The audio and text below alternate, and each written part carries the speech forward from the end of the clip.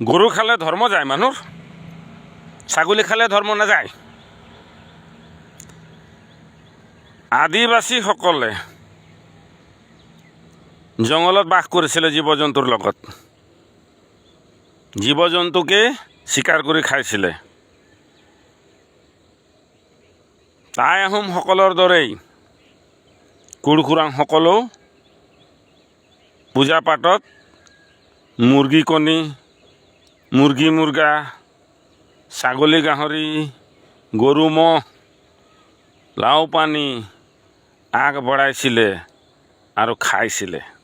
আজিকালি এক শ্ৰেণী অন্ধভক্ত ওলাই গৈছে হিন্দুগিৰি কৰিবলৈ।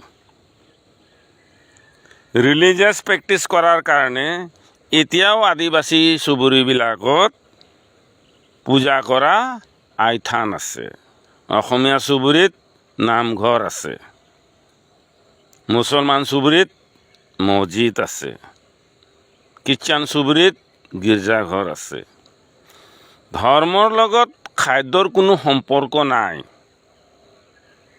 প্ৰকৃতিয়ে যিটোৱেই দিছে তাকেই আমি দিছোঁ, তাকেই আমি খাইছোঁ, তাৰ ওপৰতে আমি নিৰ্ভৰ। প্ৰকৃতিয়ে সৃষ্টি কৰিছে, প্ৰকৃতিয়ে পোহৰ দিছে, প্ৰকৃতিয়ে আহাৰ দিছে, প্ৰকৃতিয়ে অক্সিজেন দিছে। প্ৰকৃতিক আমি মাতৃ আৰু প্ৰকৃতিকে আমি পিতৃ আৰু পূৰ্বপুৰুষক জন্মদাতা হিচাপে তেওঁলোকক আগবঢ়াওঁ আৰু তাকেই আমি খাওঁ। এইটোৱেই হ'ল আমাৰ আদিবাসীসকলৰ আদিবাসী ধৰ্ম।